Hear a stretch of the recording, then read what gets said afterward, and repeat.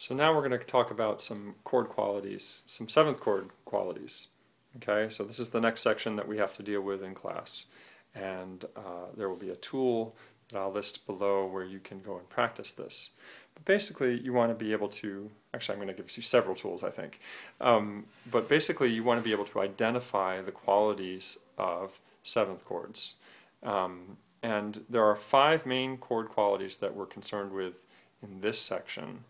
And that is the major 7 chord, the dominant 7 chord, the minor 7 chord, the half diminished 7 chord, and the fully diminished 7 chord. Okay? We can do that in any key.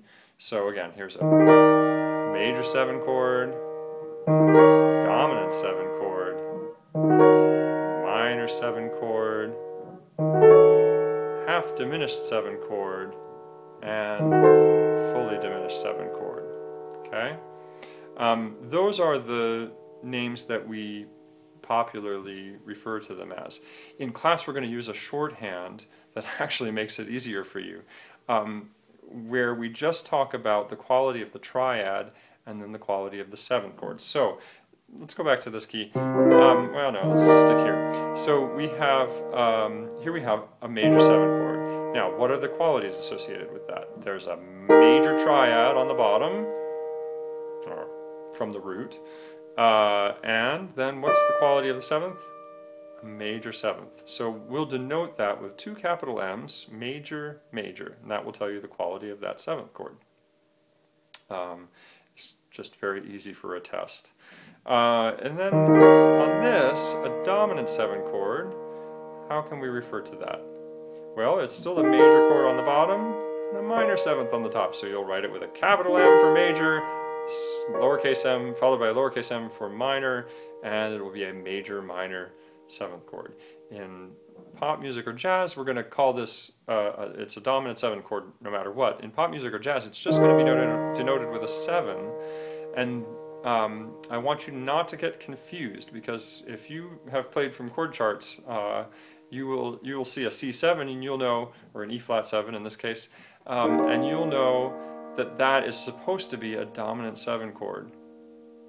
But in classical music theory, when we're writing it out, the 7 is assumed to be in the scale of the key. So, you know, if the key were E flat, you'd write a 1-7. That would not mean that it was a dominant 7 quality. It would mean that it was the 7th would be in the key, therefore major, and therefore it would be a major, major chord, or a major 7th chord. So I just don't want you to get confused about that. But that's really not the subject of this particular thing. So again, here we go. Here's our major 7th. There's a major triad, major 7th. Therefore, it's a major, major 7th chord in our little shorthand. Capital M, capital M. And this chord, here we go, we have a major triad and a minor 7.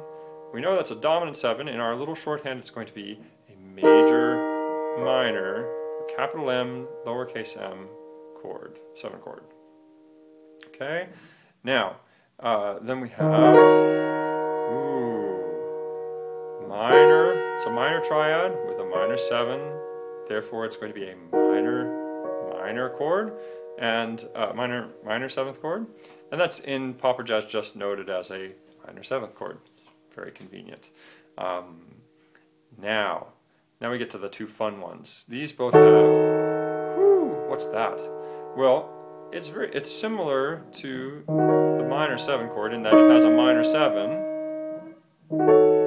but it's got a diminished triad on the bottom. So we would normally call this a half diminished 7 chord, but our shorthand for it will be a diminished minor 7th chord. So lowercase d, lowercase m. Don't ask me why we're doing it that way, that's just the way we're doing it. Okay? So, I just got to the next chord. There's the next chord, and that is a fully diminished 7 chord. And our little way of writing that can be diminished triad, diminished 7, therefore lowercase d, lowercase d. That gives us a diminished 7 chord. Fully diminished. Why is it fully diminished? Because it's got a diminished triad with a diminished 7. This makes sense, right? Fully diminished. So half diminished, you got the diminished triad, but only a minor 7. Not nearly as crunchy as the fully diminished 7 chord. So you just want to get used to hearing those chord qualities. So major 7 chord. Let's see. Minor 7 chord. Let's see. What's that? It's got a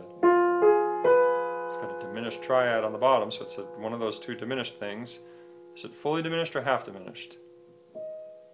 Ooh, it's only half diminished. Right, so that's going to be, you're going to write diminished minor. Let's see, what else? We need one of these. Oh yes. Ha! If you can't pick that one out, well, you need to go back and redo some of the older exercises. That's a nice dominant 7 chord, and therefore it's a major minor 7 chord in our shorthand. Capital M, lowercase m. And last but not least, we have, sounds kind of similar to that last one, but this time, no, that's very crunchy. It's all a stack of minor thirds, makes it a fully diminished 7 chord, or diminished. So there's some tools down below that you can use to practice those, and do get used to hearing them and just identifying them right away, and you'll do well. Practice makes perfect. Well, no, not practice makes perfect. Perfect practice makes perfect. So have fun practicing perfectly.